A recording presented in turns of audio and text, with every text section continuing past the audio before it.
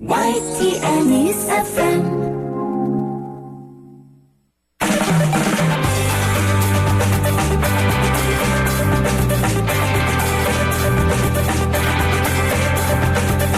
전원책의 출발 새아침.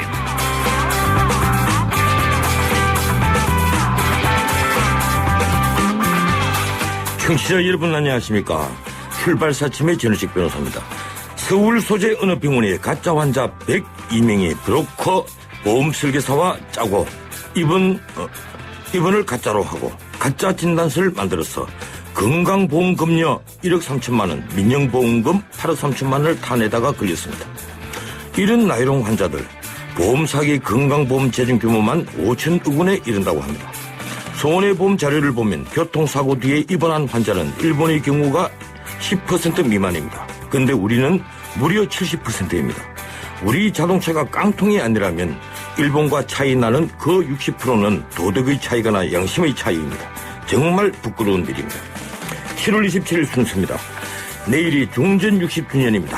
그런데 어제 개성공단 재개를 위한 남북실무회담이 결렬됐습니다. 북한은 개성을 다시 군사기지화하겠다는 발언까지 내놓았습니다. 한편 주한미군 방위비 분담금 2차 협상도 결렬됐습니다. 알려지기로는 우리 정부는 올해 분담금 8,695억 원에서 감액을 주장했다고 합니다. 일부에서 이 문제 짚어봅니다. 민주당이 지방자치 기초선거에서 정당 공천제를 폐지하기로 결정했습니다. 2부에서 실무를 총괄한 민주당 정당공천 찬반검토위원회 위원장 김태일 교수를 연결합니다. 여름철의 불청객 적조가 올해는 일찍 찾아왔습니다. 적조 경보까지 내리진 남해안은 물고기들이 집단 폐사하고 있다고 합니다. 2부에서 이 문제도 함께 짚어보겠습니다. 매주 금요일에는 초대석 피플을 마련합니다. 오늘은 호랑나비의 가수 김명국 씨를 초대합니다. 전원책의 출발사 지금 출발합니다.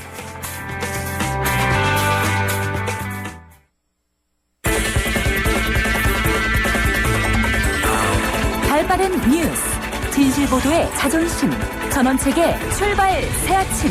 뉴스 헤드라인. 주요 뉴스 살펴봅니다. 뉴스 헤드라인 시사평론가 이종훈 박사 스튜디오에 나와 있습니다. 어서 오십시오. 네, 안녕하세요. 개성공단 6차 회담이 험악한 분위기로 끝났죠. 네, 그렇습니다. 어제 개성공단 종합지원센터에서 실무회담 다시 진행을 하긴 했는데 오후 5시 20분쯤에 마무리가 됐습니다. 다음 회담 약속도 없이 사실상 결렬 상태가 된 거고요. 어제 회담에서도 그 양측은 개성공단 가동 중단 사태에 대한 재발방지 대책 수립, 그것을 놓고 공방을 거듭한 것으로 알려집니다. 그런데 이 어제 회담이 결렬된 직후에 그 북측 수석 대표 박철수 부총국장이 예고 없이 수행원 20여 명을 대동하고 이 기자실로 들어가서 기자회견문을 우리 측 기자단에게 배포를 한 뒤에 읽었습니다. 예.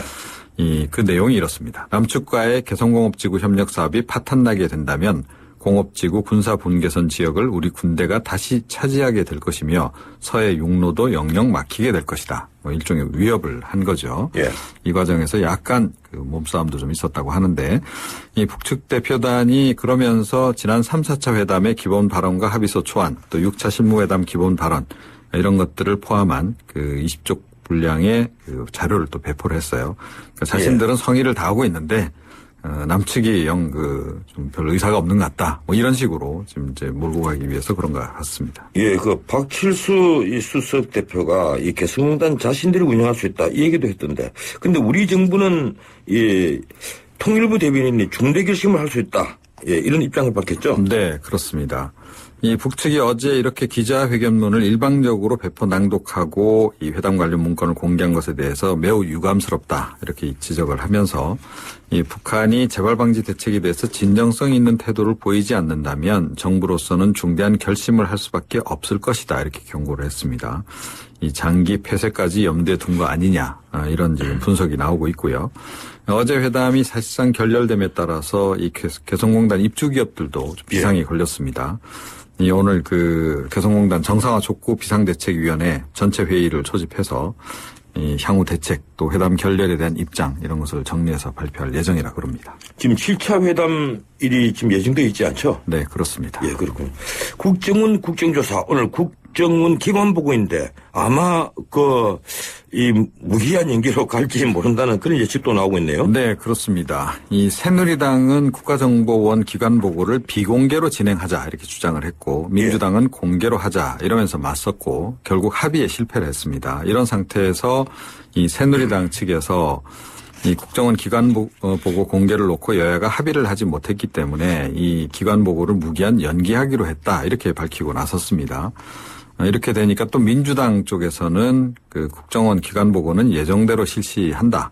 민주당 의원, 통합진보당 그 의원 그리고 신기남 위원장을 비롯해서 이 전원 출석해서 질의를 하겠다 이렇게 밝혔습니다.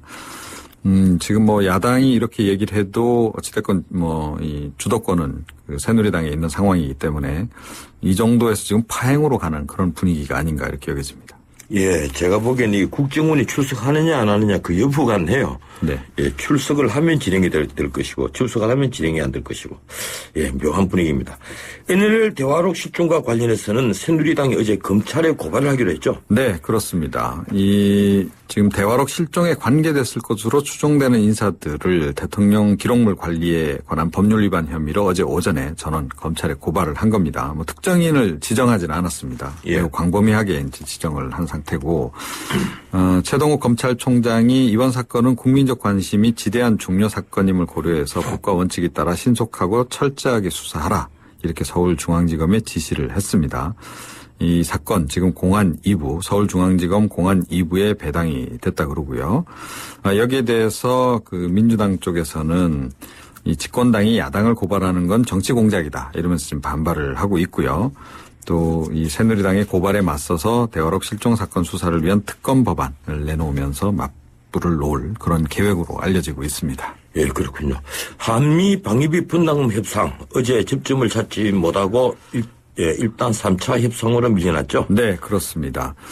어제 그 2차 고위급 협의 이틀째 회의를 속개를 하긴 했는데 방위비 분담금 총액 또 인상률 이런 것에서 좀 의견이 맞선 겁니다. 미국 측은 그 내년 기준액 이게 8,695억 원인데요. 여기에서 대폭 인상된 1조 원이 넘는 그런 규모를 지금 우리 측이 제시를 한 것으로 알려지고 있습니다. 뭐 그 이후로는 한반도 안보 상황 악화를 또 많이 얘기를 했다 그러고요. 뭐 하여튼 회담이 지금 결렬된 상황이기 때문에 그 다음 달 하순에 서울에서 3차 고위급 협의 일단 다시 갖기로 한 그런 상황입니다. 예. 신용카드 소득 공제율을 낮출 예정이다. 이 뉴스는 어떤 내용입니까? 네. 이 기획재정부가 2013년 세법 개정안을 좀 마련을 했다 그럽니다. 이번 정기국회에 이것을 이제 제출할 예정이라 그러는데, 내년 1월 1일 신용카드 사용액부터 적용하기로 했다고는 하는데 그 내용을 보게 되면 이 신용카드 사용 금액 가운데 연봉의 25%를 초과하는 금액의 15%를 소득 공제해 주고 있는 그런 현행 제도를 내년에는 연봉의 25% 초과분의 10%만 공제를 해줄 예정이라 그럽니다. 그러니까 15%에서 10%로 이 공제율이 줄어드는 거죠. 예.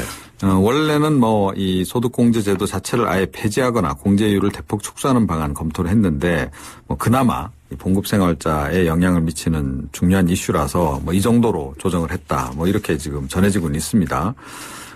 지금 세수 부족 사태를 맞아서 봉급 생활자의 유리할 지갑만 털려고 하는 거 아니냐 이런 지금 지적이 없지 않은데 논란이 좀 가열될 것으로 보입니다. 예, 오늘은 여기까지 듣죠. 고맙습니다. 네. 예, 지금까지 뉴스 헤드라인 시사평론가 이종훈 박사였습니다. 여러분의 아침을 여는 출근길 시사 프로그램 전원책의 출발 새아침.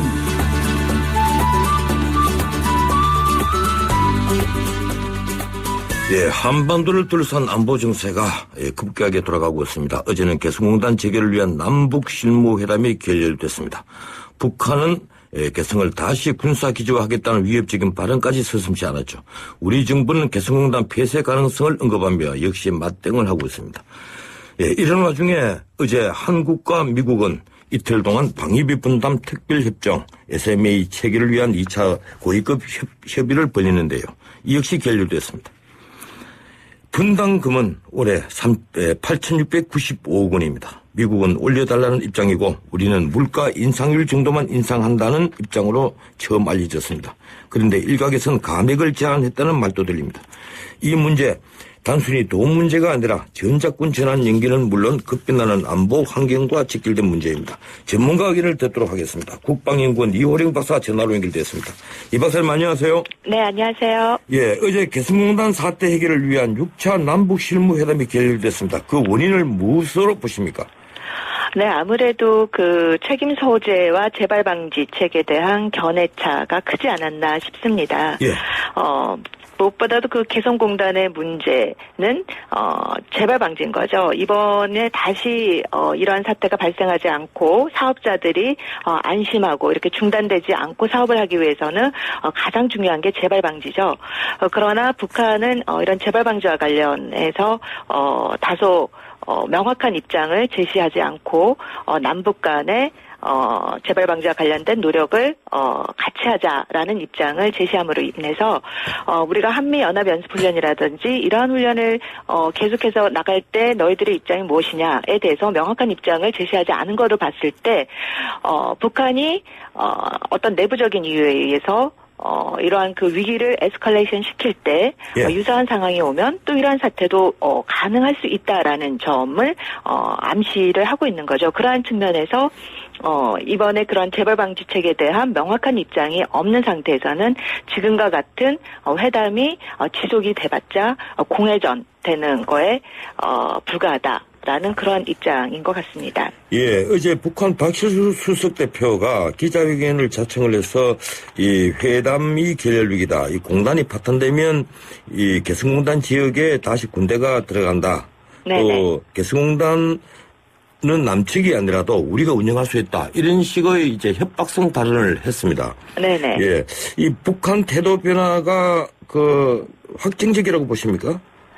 북한은 이러한 말 같은 거는요, 말을 통해서 상대방을, 압박하는 거는 과거에도 쭉 있어 왔었죠. 예.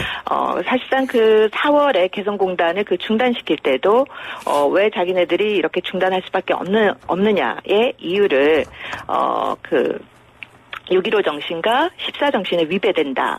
해서 그거를 굉장히 강조를 했었던 거죠. 과거에 그러한 남북 관계로 돌아가자라는 입장을 제시했기 때문에 이번에 이런 다시 군부대를 재배치시키겠다라고 하는 입장은 바로 2002년 이전 상황으로 돌리겠다라는 거죠. 예. 북한이 원하는 그러한 6.15 14체제로 돌아가지 않는다면 그 이전 체제로 돌리겠다라고 해서 우리를 압박하는 그러한 지난 4월부터 지속시켜왔던 그런 입장의 일환이라고 볼 수가 있습니다. 예, 우리 박근혜 대통령 입장은 우리 국민이 아마 다 알고 계실 겁니다. 이 재발 방지에 대한 아주 강한 의지를 보이거든요. 네네. 어제 그런데 통일부 대변인을 통해서 우리 정부도 중대 결심을 하겠다. 네네. 이것이 우리 공식 입장입니다. 네네. 앞으로 이 회담 어떻게 예상하십니까? 지금 공은 사실상 우리한테 있는 게 아니고 북한한테 있는 거죠. 공은 이미 예. 북한한테 넘어갔기 때문에 북한이 지금 이러한 상황 하에서 재발 방지 문제에 대해서 정말 우리 측이 원하는, 그다음 우리 기업들이 정말 안심하고 들어갈 수 있는 그러한 것을 확증해 줄 수 있는 그런 제도적인 장치를 마련해 준다면 진행이 되겠죠. 그러나 그런 것이 확정되지 않고 지금과 같은 어정쩡한 상황을 계속 이끌어간다면 사실상 재발 방지책에 대한 확답이라고 볼 수가 없는 거죠. 사실상 그 전에도 금강산 관광 재개 문제와 관련해서도 보장 문제와 관련해서도 남북 간의 공동위원회를 만들어야 된다라고 했지만 가동은 되진 않았었죠. 예. 그런 점을 미뤄봤을 때 단순히 남북 간의 공동 보장을 해주고 위원회를 만들고 그런 게 제도적 추가 장비를 만든다라는 것만으로 재발 방지책이 다 됐다 해서 다시 공단을 재가동시키자라고 하기에는 부족한 점이 너무 많다라는 거죠. 예, 이 문제가 금강산 문제와 아주 비슷하게 흘러가는데 금강산도 결국은 이 재발 방지 여기에 걸려서 지금까지 관광 재개가 이루어지지 않고 있습니다. 네. 그런데 금강산 관광은 그렇다 손 치더라도 이 공단은 장기적으로 이 중단이 되면 네네. 결국 설비가 노후화되기 때문에 다시 재개할 이익이 자꾸 줄어들거든요. 그렇죠. 예, 우리 정부가 앞으로 태도 변화가 또 있어야 된다는 것도 그것도 또 문제입니다. 이 재발 방지를 그러면 하지 말고 더 유화적으로 나가자. 이것이 이제 일부 제야 세력의 요구인데 네네. 또 우리 정부로서는 그렇게까지는 할 수가 없거든요. 네네. 결국은 그런데 중국 같은 나라를 이 공단에 유치하자. 이것이 처음에 재발 방지의 한 일환으로 추진됐는데 그 점은 앞으로 어떻게 전망하십니까? 뭐 북한이 중국이 공단을 개성공단의 유치를 하는 거에 대해서 기본적으로는 크게 반대는 하지는 않겠죠. 그러나 문제는 중국이 지금 현재 남북 간의 이런 개성공단의 문제를 놓고 실질적으로는 사업자들이 와서 경제적 이익 추구를 위해서 이 공단에 들어와 있는 건데 정치 군사적인 논리를 갖고 이런 식으로 중단을 시키고 이러한 상황 하에서 어떠한 경제적인 이익도 발생하지 않는 곳에 들어오지는 않는다라는 거죠. 예. 오히려 더 싼 임금이 더 싸고 안정적으로 인프라가 구조되어 제공되어 있는 곳으로 가는 것이 경제적인 논리인 거죠. 경제적인 논리의 측면에서 봤을 때는 개성공단이 중국에게 봤을 때는 별로 메리트가 있는 곳은 아니다라고 볼 수가 있습니다. 예. 주한미군 방위비 분담금 2차 협상이 또 결렬이 됐는데. 네네. 예, 지금 미국 정부는 일본이 한 70% 부담하는 것 같는데 이 분담률로 따지면 한 40% 정도의 부담을 요구를 하고 있는 것 같습니다. 네네. 그런데 우리는 지금 총액을 지급하는 제도고 네네. 남은 돈 또 미국이 귀속이 되지 않습니까? 네. 근데 그렇죠. 일본은 항목별로 지급하고 일본 정부가 액수를 결정하기도 하는데 네네. 우리 지금 8,695억 주는 것 중에서 얼마 정도 인상하느냐 아마 이 문제인 것 같는데 네네. 앞으로 어떻게 전망하십니까? 기본적으로 과거에 이렇게 해왔던 거를 보면요. 총액에 지난해 물가 소비자 지수의 증가율을 적용을 해서 인상을 해왔죠. 근데 문제는 이 총액을 어떻게 할 것인가의 문제거든요. 예. 일본 같은 경우에는 항목별로 모든 걸 따져서 그게 이제 총액이 되는데 저희는 이런 항목별 구조보다 좀 덩어리의 개념인 총액에 더 포인트가 맞춰져 있다 보니까 앞으로 향후 나아갈 방향이 이제 항목을 구체적으로 따져서 항목별로 증가되는 요소도 있고 감소되는 요소도 있는데 이런 거를 이제 면밀히 따져서 총액을 정해야 된다라는 거죠. 예를 들면 미군의 평택기지 이전 같은 사업은 2015년 12월에 끝나잖아요. 예. 그 분야는 바로 이제 군사 건설비에 해당되는 분야인데 여기에 대해서는 인상률을 올릴 필요가 없는 거죠. 완성이 되는 거니까. 이러한 항목과 같은 경우에는 이제 증액을 하지 않고 오히려 총액에서 감소가 되는 분야이기 때문에 이런 것들을 하나하나 다 따지고 또 앞으로 발전적 방향에서 방위비 분담 문제에서 그런 제도적 개선 문제, 그다음에 우리가 미측이 사용하지 않은 거, 미사용, 미집행에 대한 계획을 저희한테 주고 있지 않는데 그 분야에 대해서도 투명성을 높이기 위해서 그러한 점도 이번 방위비 분담금 협상에 다 포함을 하자라는 것이 우리 측 입장인 거죠. 예. 그런데 방금 말씀하신 주한미군 평택 이전비, 이건 네네. 미군은 7천억 정도가 든다. 이렇게 주장을 하고 있는 것 같습니다. 네네. 그런데 말씀하신 대로 우리 정부는 대부분 이제 이전했으니까 네네. 이걸 좀 감액을 하자 이런 입장이고 네네. 미국은 아직까지 핵심 시설을 옮기지 않고 있다. 이제 이런 네. 주장을 하고 있는데 네. 문제는 우리는 물가 인상률만큼 올리자고 하다가 이제 지금까지 미국이 미집행분이 1조 3천억이 쌓여 있답니다. 네네. 예, 그래서 감액을 좀 합시다 이런 얘기를 하는데 앞으로 네네. 어떻게 전망을 하십니까? 이제 여러 분야, 이러한 부분들이 지금 방금 말씀해 주신 부분들이 이제 종합적으로 고려가 돼야겠죠. 그래서 예.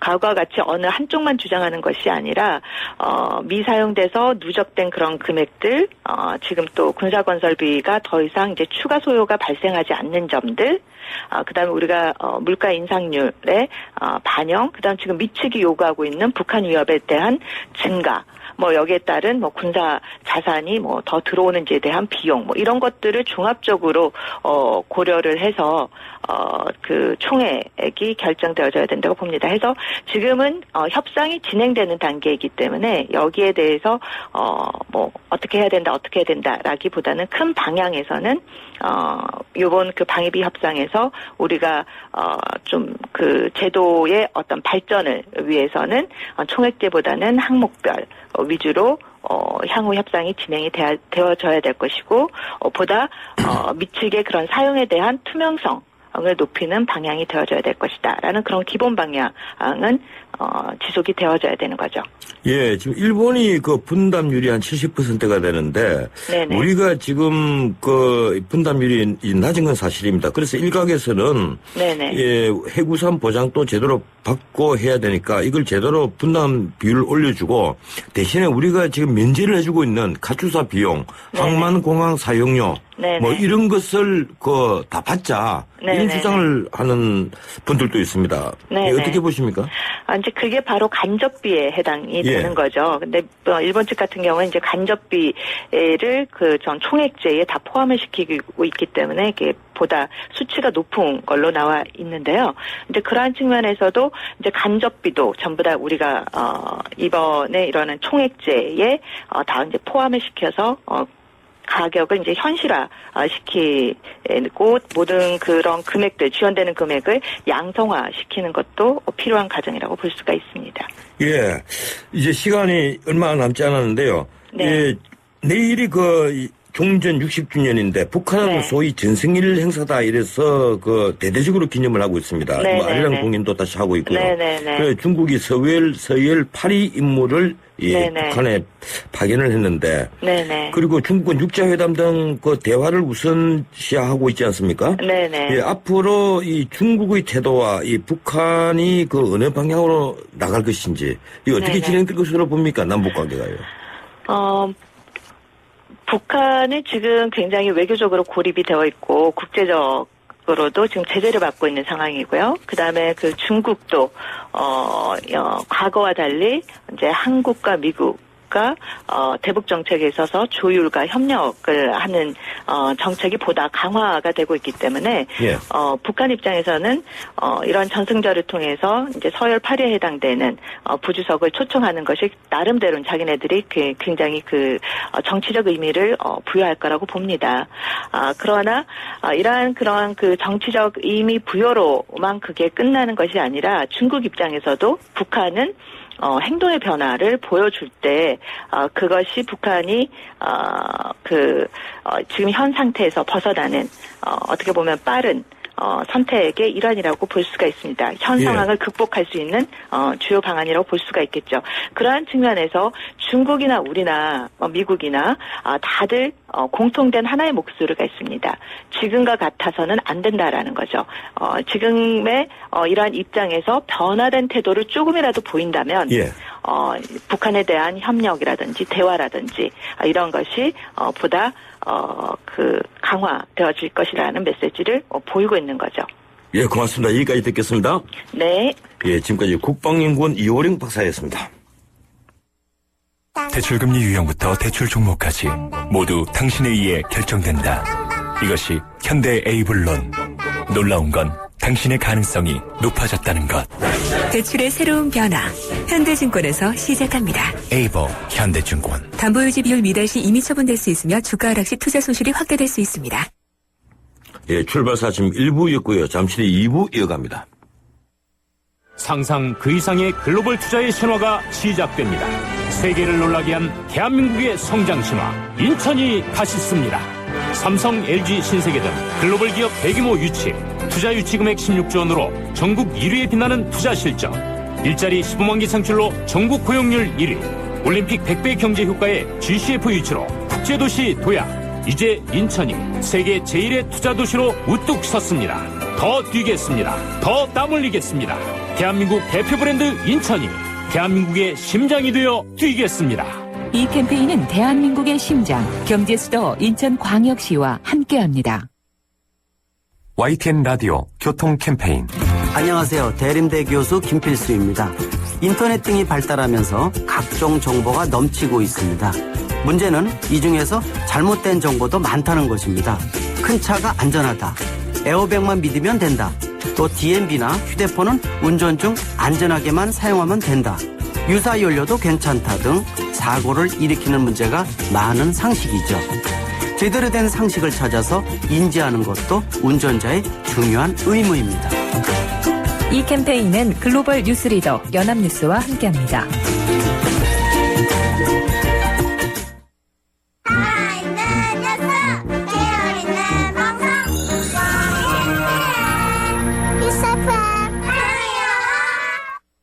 예, 지는책의 출발사 지금 2부 시작합니다. 지금 시각은 7시 32분 20초 되고 있습니다. 출근길 도로정보 알아봅니다. 김정민 캐스터. 네, 출발시 아침 교통정보입니다. 평소 금요일 아침에 비해서 북부가선도로 외곽 구리 쪽으로 교통량이 많은 편입니다. 월릉나들목에서 구리시계까지 쭉 밀리는데요. 이 구간 통과하는 데는 대략 15분 정도가 소요가 되고 있습니다. 동부가선도로 도심 쪽으로도 전 구간 밀리고 있는데 창동교부터 월계 1교, 월릉교부터 성동교까지 속도가 떨어지고 있습니다. 이어지는 성수대교는 소통 상황이 좋은 편인데요. 옆에 영동대교와 청담대교가 북단에서 남단 쪽으로 서행이고요. 분당 수서로는 수서에서 탄천까지 도심 쪽으로 짧은 구간에서 서행입니다. 오히려 옆으로 가는 언주로의 교통량이 늘었는데요. 내곡나들목에서 구룡터널 쪽으로 시속 20km 미만으로 이동합니다. 고속도로 곳곳에도 교통량이 조금 늘었습니다. 경인고속도로 서울 쪽으로는 신월 부근, 인천 쪽으로는 부평에서 가좌 사이로 6km 구간 밀리고 있고요. 서해안고속도로 서울 쪽으로도 일찍에서 금천 사이로 밀리고 있는데 서해대교에는 안개가 끼어 있으니까 각별히 사고 나지 않도록 주의하셔야겠습니다. 출발새 아침 교통정보였습니다. 뉴스의 체감 온도를 높여드립니다. 전원책의 출발 새 아침.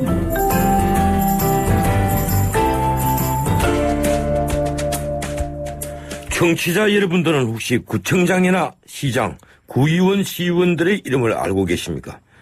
우리 풀뿌리 민주주의가 제대로 작동하지 못하고 있는 것만은 확실한 것 같습니다. 일부에서는 기초의회를 폐지하자는 주장까지 나오고 있는 형편입니다. 그런데 민주당이 어제 기초단체장과 기초의원 선거 정당 공천제 폐지를 당론으로 확정했습니다. 새누리당도 총론에서는 폐지하는 입장이라서 그 가능성은 매우 높아 보입니다. 민주당 기초단체의원 정당공천 찬반위원회 위원장이죠. 김태일 영남대 교수 전화로 연결해서 이 문제 알아봅니다. 안녕하세요, 김 교수님. 네, 김태일입니다. 예, 오랜만입니다. 예. 네네. 기초선거 정당공천 폐지안 어제 당원 투표를 통해서 확정했다는데, 예, 지난 8월 의원총회에서 우리 교수님이 이걸 브리핑을 했는데 반대 의견이 많이 쏟아져서 이게 당원 투표로 간 것이죠? 네, 의원총회에서도 뭐 여러 가지 그 이론들이 많았고요. 예. 또 당내 이와 관련된 이해관계가 굉장히 복잡하게 얽혀 있었어요. 예, 그렇군요. 국회의원과 지방정치인의 이해가 다르고 또 지방정치인들 사이에서도 현직과 또 비현직의 이해가 다르고요. 그다음에 여성을 비롯한 뭐 계층적 이해관계도 있고 그래서 이것을 당원 투표를 통해서 그 당의 최고 주권자인 그 당원에게 의사를 물어서 결정하자 이렇게 아마 민주당이 생각을 한 것 같습니다. 예, 결국은 이 김한길 대표가 많이 말씀을 하시는 당원 중심주의 이제 이쪽으로 간 것인데 앞으로 네. 이런 전체 당원이 투표로서 정책을 결정하는 이런 일들이 앞으로 계속 이어질까요? 앞으로 종종 나타날 것 같습니다. 왜냐하면요. 이 당원들이 어떤 입법 정책에 대해서 투표를 해가지고 당의 의사를 결정하는 것은 한국 정당 사상 최초의 기록이라고 할 수 있습니다. 예, 처음이죠.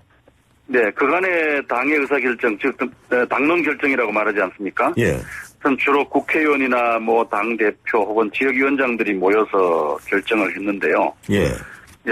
당원들이 정책 이슈에 대해서 이 투표를 해서 결정을 한다는 것은 아마 당원 민주주의의 확대에 큰 기여를 하는 일인 것 같고요. 또 하나는 우리 정당의 그 정책 감수성이 굉장히 증대하지 않겠느냐 이렇게 전망을 해봅니다. 예. 그런데 한편 또 이 전체 당원이 투표로서 정책을 결정한다는 것도 그 정당의 그 어떤 그 정체성을 확실하는데 위험해 보이지 않습니까? 예컨대 투표만 하더라도 모바일 인터넷을 통해서 이제 대거해야 될 것인데 그것이 비밀 직접 선거의 원칙을 침해할 수가 있다는 것이 학자들의 이론이거든요. 어떻습니까?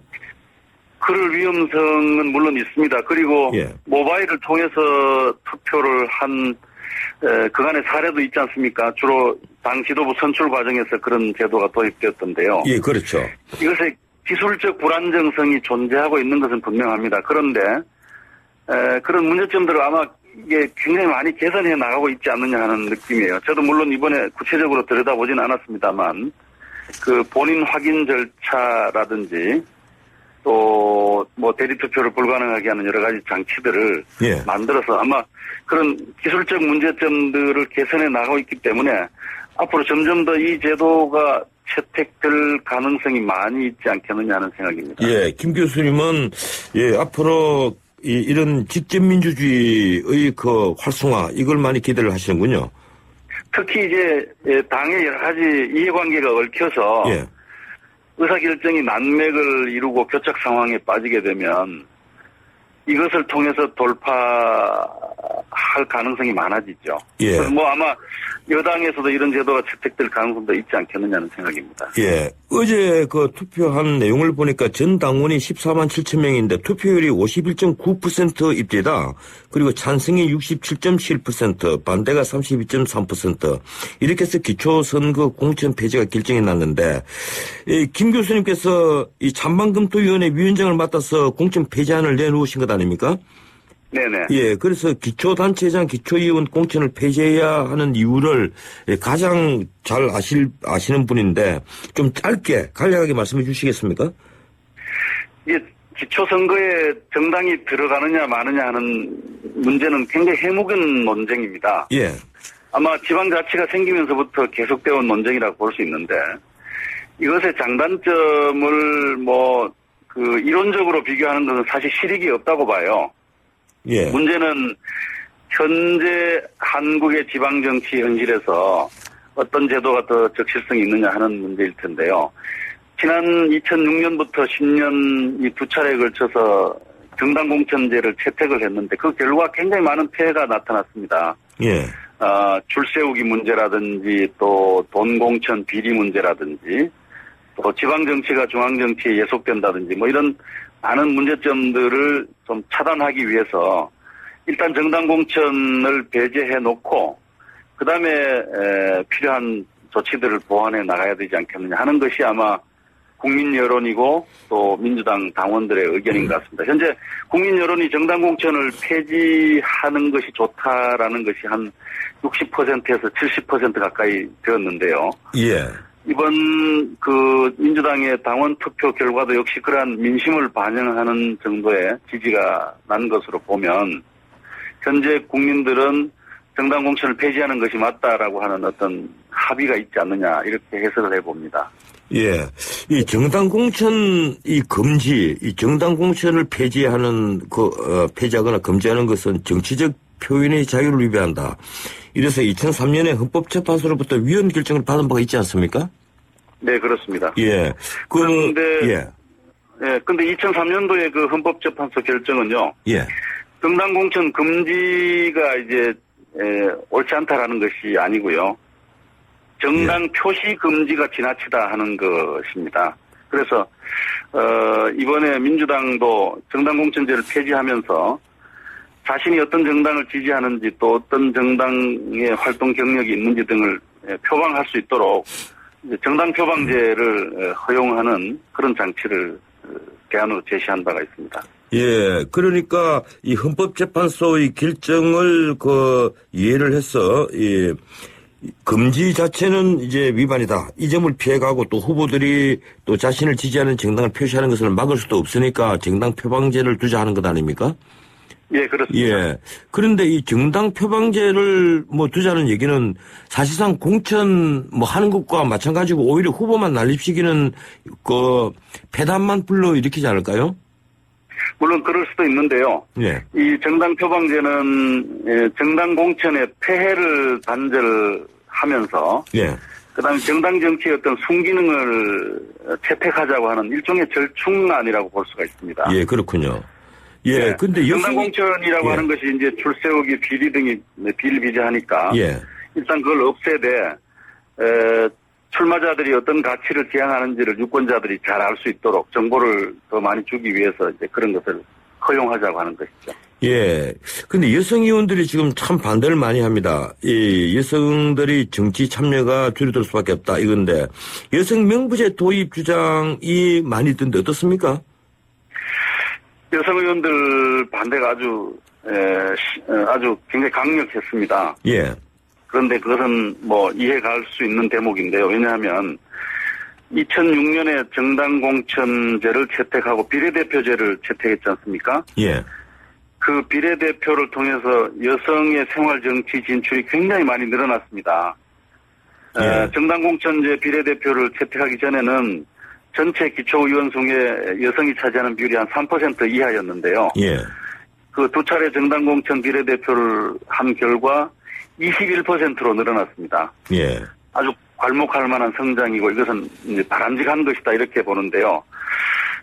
정당 공천을 폐지하게 되면 이제 비례대표도 자연스럽게 없어지게 되고 그럼으로써 여성의 생활정치 진출이 막히게 된다는 점 때문에 예. 여성계도 반발하고 또 여성계 아니라도 그 생활정치를 촉진시키기 위해서 이것이 필요하다고 느끼는 사람들은 여성 문제 어떻게 할 것인지에 대해서 문제 제기를 많이 했습니다. 그래서 예. 그 민주당의 안은 그 여성 명부제를 통해서 이 문제를 해결하자고 하는 것인데 여성 명부제는 뭐냐면 기초정원의 20%를 여성들만으로 뽑자는 것입니다. 예. 네, 여성들만으로 등록하게 해서 유권자들은 지역구에 한 표를 던지고 여성 명부에 한 표를 던져서 이제 그 기초의원을 선출하자고 하는 것이죠. 이렇게 되면 여성 의원의 숫자가 지금 21%에서 한 28% 정도로 늘어나는 것으로 이렇게 추산됩니다. 예, 그렇군요. 예, 지금 네. 시간이 얼마 없는데 좀 조금만 짧은 답변 부탁드리겠습니다. 네네. 지금 그 공천제가 폐지가 되면 단체장 기초의원 현재 하고 있는 분들이 엄청난 프리미엄을 누릴 것이다. 여기 대해서는 어떻게 생각하십니까? 물론 현직 프리미엄이 있긴 하지만요. 예. 그 인지도라고 하는 것이 현직 프리미엄으로만 작용하지는 않는다라고 생각합니다. 인기 예. 있는 사람과 인기 없는 사람, 뭐 유권자들이 구별하지 않겠습니까? 예, 그리고 민주당 그리고 일각, 이거는- 예. 네, 기존의 공천제가 예. 충성심만으로 이렇게 사람들을 공천했는데 예. 오히려 이것을 폐지함으로써 이제 개방성이 늘어난다고 볼 수가 있죠. 예, 그렇군요. 이 민주당 네. 일각에서 기초선거 공천이 폐지가 되면 조직이 강한 여당에게 유리하다 이런 지적도 있습니다. 그 점은 어떻게 생각하십니까? 그렇지 않습니다. 이 정당 공천제가 양당의 승패에 미치는 영향은 별로 없다는 것이 제 위원의 견해입니다. 정당 예. 공천제가 없었을 때는요, 새누리 한나라당과 민주당이 서로 그 승패가 엇갈렸고요. 정당 공천제를 채택한 이후에도 한 번은 한나라당이 이기고 한 번은 민주당이 이겼습니다. 그래서 양당의 승패에 작용하는 것은 이 정당 공천제 효과라는 것이 크게 작용하지 않는다 이런 결론입니다. 예, 마지막 질문입니다. 이 정당 공천제 폐지는 우수한 정치 전망성보다는 지역의 토들이 그리고 지역 유지들이 기초예를 점령하게 돼서 앞으로 엄청난 부패를 야기할 수 있다. 이런 지적이 아주 많이 있습니다. 어떤 의견이십니까? 저는 오히려 그 반대라고 생각합니다. 예. 기존의 정당 공천제가 여러 가지 돈 공천 비리가 많았지 않습니까? 또 충성하는 사람만 공천한 줄 세우기 공천이었는데 이것을 폐지함으로써 시민사회 지도자라든지 지역에 능력 있는 사람들이 더 많이 출마할 수 있는 기회가 생기지 않겠느냐 하는 얘기입니다. 예, 알겠습니다. 고맙습니다. 여기까지 듣겠습니다. 네, 감사합니다. 예, 지금까지 정당공천 찬반위원회 위원장이죠. 예, 민주당 내부 위원장입니다. 이 김태일 영남대 교수였습니다. 여러분의 아침을 여는 출근길 시사 프로그램 전원책의 출발 새아침.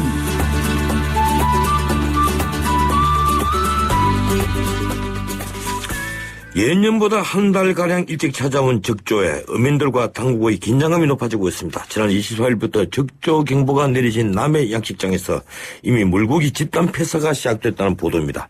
속도가 유례없이 빨라서 어민들의 우려가 공포 수준이라는 말까지 나옵니다. 이것도 남부지방의 마른 장마 때문이라고 하는군요. 이런 와중에 정부와 전라남도는 적조 방제 방식을 놓고 대립까지 하고 있습니다. 어떤 문제가 있는 건지 짚어보겠습니다.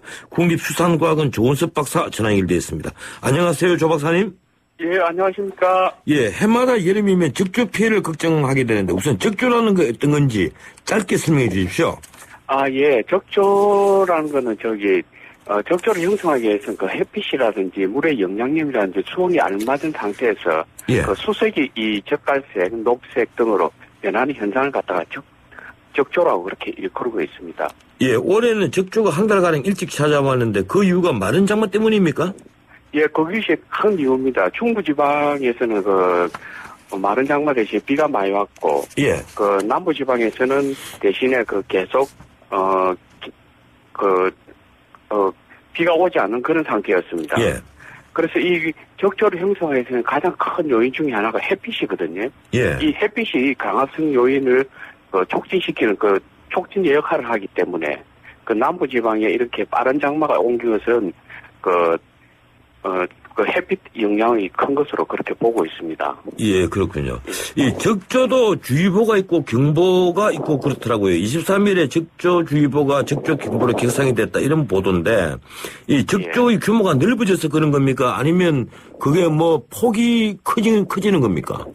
예, 저희들이 이제 주의보 경보를 내리는 거는 적조 세포 밀도 저희들이 예찰선이 나가서 거기서 직접 검경을 해서 저희들한테 보고를 합니다. 그리고 주의보 같은 경우에서는 ml당 한 300셀 이상, 경보에서는 한 1000셀 이상을 갖다가 합니다. 이 경보는 적조로 인해서 양식장에 있는 어류가 피해를 일으킬 경우를 갖다가 예비를 해가지고 저희들이 미리 경보를 하고 있습니다. 예, 그렇군요. 그래서 규모라든지 이런 세포 밀도에 의해서 저희들이 주의보 경보 단계를 갖다 각각 발령하고 있습니다. 예. 이 남해 통영 지역에서는 벌써 물고기 집단 폐사가 시작됐다면서요. 현재 피해 규모가 어느 정도입니까? 예, 그쪽에 피해가 난 것은 통영 지역에 주봉도라든지 오비도 그쪽이 내만 쪽이거든요. 예. 외측에 있는 욕지도 부근에 있는 적조 밀도가 바람 남풍 계열에 의해서 현재 지금 바람이 계속 불고 있기 때문에 외측에 있는 적조가 저 내만 쪽으로 이렇게 많이 붙고 있습니다. 그래서 요 고밀도 적조가 이렇게 주봉도로 있는데 집단 폐사가 일어난데 규모라든지 액수 이런 것은 지자체에서 관리를 하고 있기 때문에 저희들 수산과학원에서는 그에 대해서는 좀 말씀드리기가 좀 곤란하겠습니다. 예, 그렇군요. 예. 이 올해 여름은 유난히 덥고 그리고 길다 이렇게 지금 보도되고 있습니다. 9월까지도 무더위가 이어질 것이라는 것이 기상청 예보인데요. 그러면 적조 피해나 피해 지역도 더 늘어날 가능성이 있습니까? 예, 저는 좀 그렇게 봅니다. 지금 현재 저희들 적조가 여수 지역, 남해 지역, 통영 지역에 지금 지금 집적대가 있거든요. 예. 예, 그래서 현재 지금 물때가 지금 물이 흐르고 이런 대조기 시기 때문에 또 바람도 남서풍으로 이렇게 흐르고 있기 때문에 지금 진도에 있는 냉수대가 해마다 발생이 되는데 그 세력이 좀 많이 약해지고 있어요. 예. 그래서 이 여수에 있는 적조가 지금 어제까지만 하더라도 밀도가 좀 많이 약화가 됐는데 지금 또 햇빛이 이렇게 다음 주부터 계속 이렇게 폭염이 지속이 되면 밀도가 또 확대가 됩니다. 예, 그렇군요. 그래서 여수에 있는 적조가 서남해 지역으로 좀 밀려가지 않겠느냐. 또 그리고 현재 동부 연안 그러니까 부산, 기장, 울산으로 해서 지금 현재 거제에 있는 동부 지역에 있는 구조라 요쪽에 있는 적조가 지금 동해남부에도 지금 강한 냉수대가 조금 많이 형성이 돼가 있어요. 예. 그리고 최근에는 동해남부에 냉수대가 지금 많이 형성이 되어 어류 피해도 많이 일어났습니다. 예, 알겠습니다. 그거보다는 예. 약하지만은 또 지금 그쪽에서 수온이 좀 낮기 때문에 구조라에 있는 적조가 동해남부로 아직까지 못 올라가고 있는 상태거든요. 그래서 폭염이 되면은 올라갈 가능성이 조금 있지 않겠느냐 해서 저희들이 예의주시하고 있습니다. 그래서 저희들이 이제 이 적조하고 하고 의료 피해에 대해서 저희들이 모니터링을 계속 하고 있습니다. 예. 예, 근데 지금 직접 방제 방식을 놓고 정부와 전라남도가 이견을 보이고 있다는데, 전라남도에서는 적조 방제에 쓰이는 황토가 적조에 도움이 되지 않는다는 겁니다. 오히려 생태계만 파괴하고, 예, 그렇다 해서 이제 황토 살포를 금지시키고 있다는 건데, 어떤 의견이십니까? 예, 이 황토는 저희들이 이제 적조가 발생된 거는, 예. 역사적으로 하면 아마 1983년도 7년 만에 최초로 발생이 됐거든요. 예. 그래서 95년도에 대규모 적조가 일어나서 지금까지 일어나고 있는데, 저희들이 2000년 이전만 하더라도 이 적조가 일어났을 때, 이 황토가 지금까지 쓰고 있는데, 2차 오염 뭐 이런 문제가 이런 걸로 뭐 얘기하는 분들이 많은데, 저희들이 이제 황토를 살포로 했을 때 이 황토라는 것이 이 적조생물하고 흡착을 일으키거든요. 예. 그래서 물속을 갖다가 순간적으로 이렇게 진강을 시켜서 이 적조생물을 갖다 사멸시키는데 이 황토는 친환경적입니다. 예, 그렇군요. 그래서 가장 문제가 지금 황토를 그냥 갈지 않고 그냥 쿠르드 상태에서 그냥 바다에 뿌리게 되면은 그거는 큰 문제가 생기는데 또 제거 효율도 떨어집니다. 근데 황토를 갖다가 갈고 아주 미세한 입자로 사용하게 되면은, 제거 효율이 훨씬 높아지거든요. 예, 황토를 쓰는 것이 가장 지금까지는 그 효율적이다 이거죠? 예, 가장 효율적이고 또 친환경적입니다. 예, 지금 시간이 있어서 마지막 질문 하나만 드릴게요. 지금 전라남도는 그런데도 이 적조가 발생하기 전에 이 어린 고기를 방류를 하고 또 성어들은 조기 출하하고 가두리 양식장 이동 등으로 대처한다. 이것이 더 도움이 된다. 이런 주장입니다. 그건 어떻습니까? 거기에 대해서는 저는 이렇게 생각해요. 예. 거기에 물론 박 지사님도 물론 좋으신 의견을 가지고 계신데 예. 저희들 생물학적 입장에서는 의류를 갖다가 양식 의류를 방류를 하게 되면 생태계 결함 문제가 조금 생깁니다. 예. 예, 그런 문제가 또 있기 때문에 그 양식 어민에 대해서도 지금 황토에 대해서는 상당히 좋은 생각을 많이 갖고 계신 분들 많거든요. 예. 100% 다 갖고 있다는 걸 하기에는 좀 무리가 있지만은도 예, 황토를 알겠습니다. 뿌림으로써 그래서 계속 이렇게 저희들은 좋은 점을 많이 부각을 시키고 있습니다. 예, 알겠습니다. 여기까지 듣도록 하겠습니다. 예. 예, 고맙습니다. 이 국립수산과학원 조은섭 박사였습니다.